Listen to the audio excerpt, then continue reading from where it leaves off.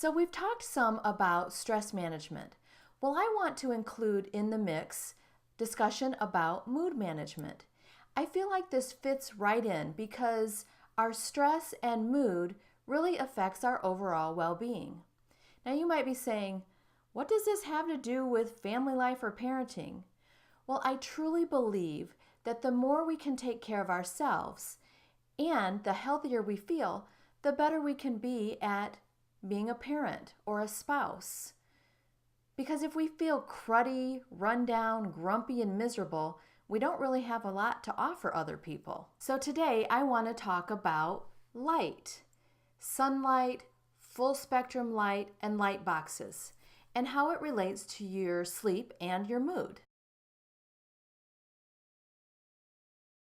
I'm sure you recognize that on dark, gloomy days, we just feel run down and tired. And in the winter, this can drag on and on. Or if you live in a rainy climate and you don't get the positive effects of the sun, this can really start to take a toll on us. So why does this happen? There's a lot going on with our brain, the hormone melatonin, the amount of light that comes into our eyes, and the amount of sleep that we get. So first, let's talk a little about sleep. We all need different amounts of sleep. As babies, we need a lot of sleep. They sleep about 2/3 of their day. As adults, we don't need as much sleep. About 1/3 of our day is spent sleeping. Some adults do well with 6 hours of sleep. Some need 8 or 9 hours of sleep. And there is some heredity related to the amount of sleep that you need, but there are also some environmental factors that play a role in our sleep. Lighting plays a big role in our sleep and mood. Bright light in the morning is great because it helps us wake up and adjusts our circadian rhythm. Now, bright light at night is not very good because it disrupts our internal clock. I'm not going to get into all the details about eyes, retinas, protein production, and neural signals, but I do want you to think about lighting in general and how it relates to melatonin. Melatonin is the hormone that helps us get sleepy, and we want to have that melatonin increasing in our system at night, but we don't want it happening during the day. So why is this important? If we can understand how light affects us, then we can manipulate it and we can use it to our advantage. Okay, so when light comes into your eyes early in the morning, what it does is decrease the level of melatonin that's released. Then when night comes and it starts to get darker, melatonin starts to increase. And that is what helps us fall asleep. Now, I mentioned before, a lot of things happen, winter, rainy days, and it can mess with our levels of melatonin. So what can we do to improve the situation? There are two key things we want to think about. First, we want to increase light in the early morning, and second, we want to decrease light in the evening.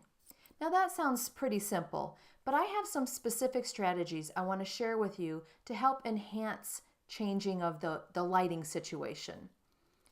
This week we're going to focus on increasing light in the morning, and then next week we're going to focus on decreasing light in the evening. Many studies have found that increasing light in the morning significantly improves mood and can help seasonal affective disorder. Now, even if you don't have seasonal affective disorder or SAD, we all have melatonin and it can get a bit out of whack. So I personally find it helpful to use lighting in the morning. So in these studies, light boxes were used. So it is just what it sounds like. It's a box that has a light in it. And there was a study done at Columbia, and they found that 75% of the people that participated increased their mood within 1 week.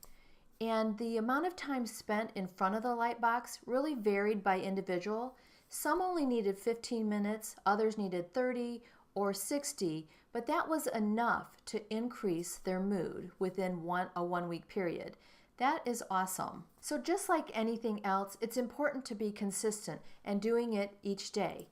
Now, if you miss 1 or 2 days, that's probably okay because you can get right back on track. So why does the light work? Well, if you sit in front of full spectrum light or light box early enough in the morning, it will shift the production or delay the production of melatonin until evening. It affects our internal clock, which controls our body temperature, hormones, and our sleep patterns. It also amplifies the difference between day and night. So regulating light exposure can be tough for people because, like I mentioned before, winter can drag on without a lot of sunlight. You might live in a rainy climate, or you might work in an office that has poor lighting or no windows. I used to work in an office in a school building that was on the interior wall of the school, and I had no windows. Talk about dark and depressing. So I started researching full spectrum lights and light boxes because I was going to be in that office 8 hours a day. So when I worked in that office in the school building, I decided to buy myself a full spectrum light because I knew it wasn't going to be healthy for me to be in that dark, gloomy room all day. So I'll show you the light that I bought.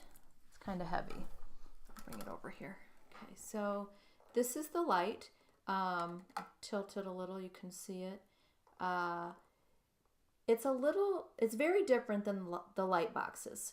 So this looks more like a desk lamp, and that's kind of what I needed at the time. So the light box, like I said, it's a square box that has a light in it. The difference is that the light boxes are 10,000 lux illuminations, which has to do with the intensity of the light. This particular light has 4,300 lumens, which also has to do with the intensity of the light. But when I read about it, it also talked about things that was called Kelvin and CRI, and I'm not a pro on what all that means, but it did make a comparison between that and the sun. So this lamp had 5,900 Kelvin and the sun has 5,900 Kelvin. It had a CRI of 96, which has to do with the color rating index, and the sun at noon has a color rating index of 100. So I felt like those numbers were very close to, what natural sunlight would give me. So that's why I bought that particular lamp, and because it was, it was like a desk lamp. So I would turn it up to its fullest in the morning and leave it on like that for 30 to 60 minutes, and then I would turn it down and use it as a regular lamp throughout the day. Now, I am actually thinking of getting a light box because I want to try it and I want to make a comparison. I want to see what that 10,000 lumens can do for me. So I think I'm going to try that out pretty soon. So when I was looking at the research, I wanted to see if there were any side effects. And the research shows that there are minimal side effects. However, if you're someone that has eye conditions such as cataracts, glaucoma, or retinal detachment, the lights are not recommended.